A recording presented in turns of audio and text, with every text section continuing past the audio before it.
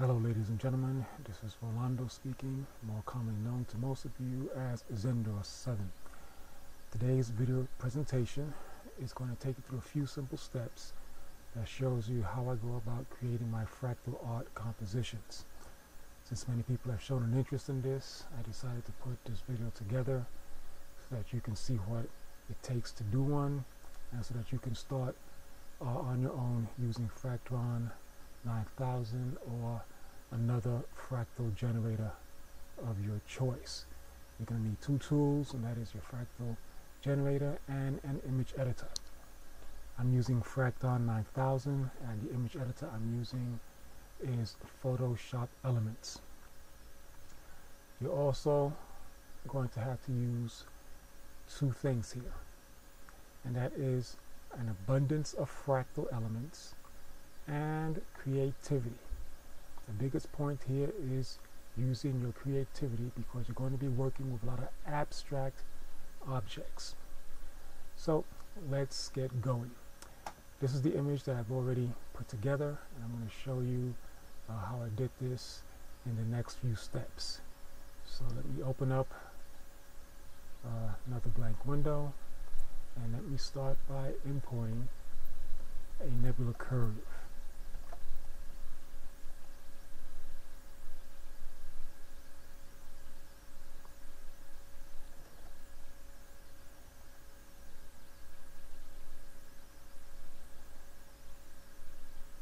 Now you'll notice that I've started with a black background.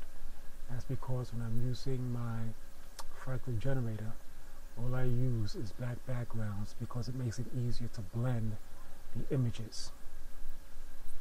And so once the image is in order to make it blend in with the back, what I do is select Screen, Lighten, or Lighter Properties in order to make everything transparent, so that one fractal element can easily be seen underneath or on top of the other.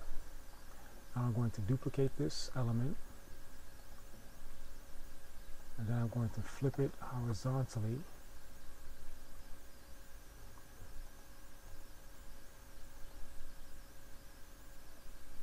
and I have my starting image.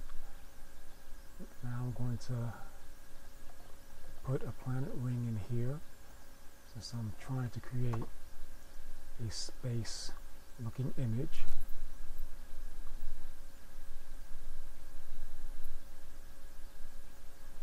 I'm going to make that properties into screen for transparency. I'm going to rotate because I want the brightest spot to be at the top, because I'll be adding some other light elements there later on.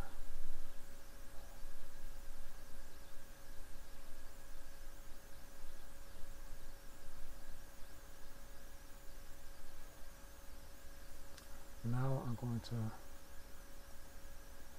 enable my grid. So I'm going to make some adjustments on the two earlier fractals.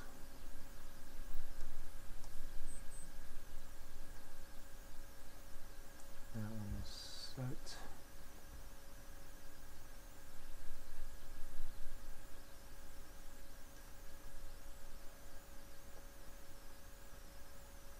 That's where I need it to be. Turn off the grid. Now I'm going to upload another nebula fractal.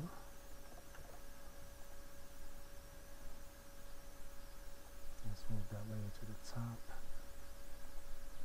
Now that it's positioned, going to go into screen.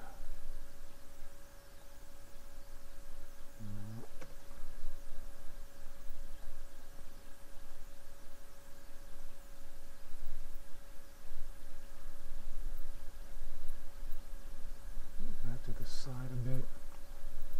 I'll add some more variety by adding another nebula fractal.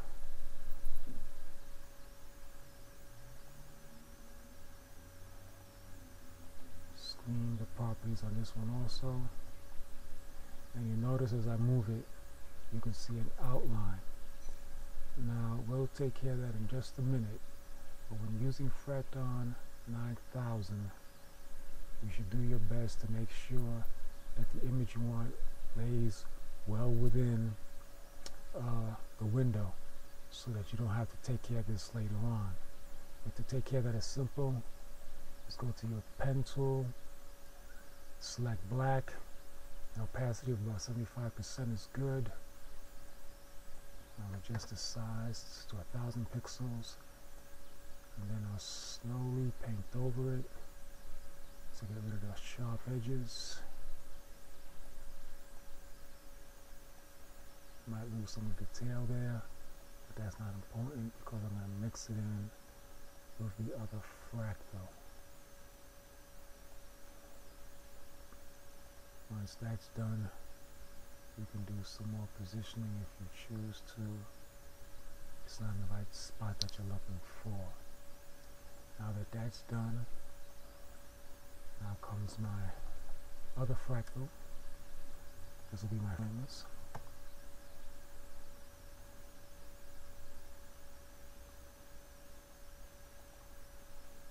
Change the properties to screen, and on this one I want it slightly larger, so I'll resize it. I'll make that 150%. That looks good. I'll add one more fractal element.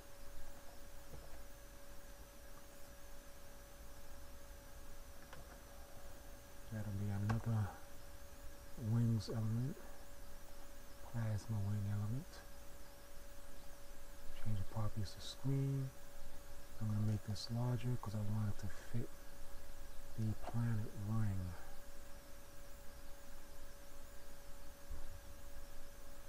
And slightly enlarge it slightly a bit more. And that looks pretty good. And there we have a simple setup. Then it comes to the point where you want to adjust the colors, and when you do all that, then you end up with something that looks like this. On this one, I enlarge the screen a bit, change the colors slightly of the fractals to make them stand out, give me that fiery look. The wings, I made it nice and deep reddish orange, and I took another fractal and I made that, changed that from yellow to an orange.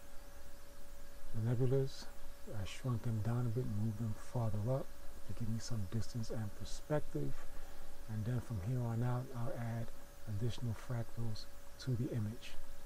Remember that when you're working on something like this, you want to make sure you have sufficient fractal elements to choose from, because it's an abstract design that you're starting with, working with abstract elements, and you want to build something that's visually appealing to the eye. A suggestion I will give to all those working with Fractal 9000 is to create as many as you can of 1 branch fractals, 2 branch fractals, and 3 branch fractals. The more you have, the better. In my little folder, I have some 300 fractals that I can choose from, and about 3 times that in other fractals that I can generate when I need something slightly different.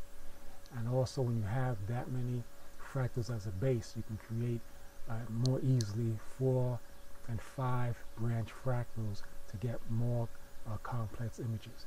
You don't want to create a large fractal for the entire screen. That's not going to work in most instances. You want to create as many smaller elements as possible and use those elements as building blocks within your image. So for now, that's it. I'll be coming back later with another video on another aspect of this, but until then, have fun playing with Fractal 9000. Good day.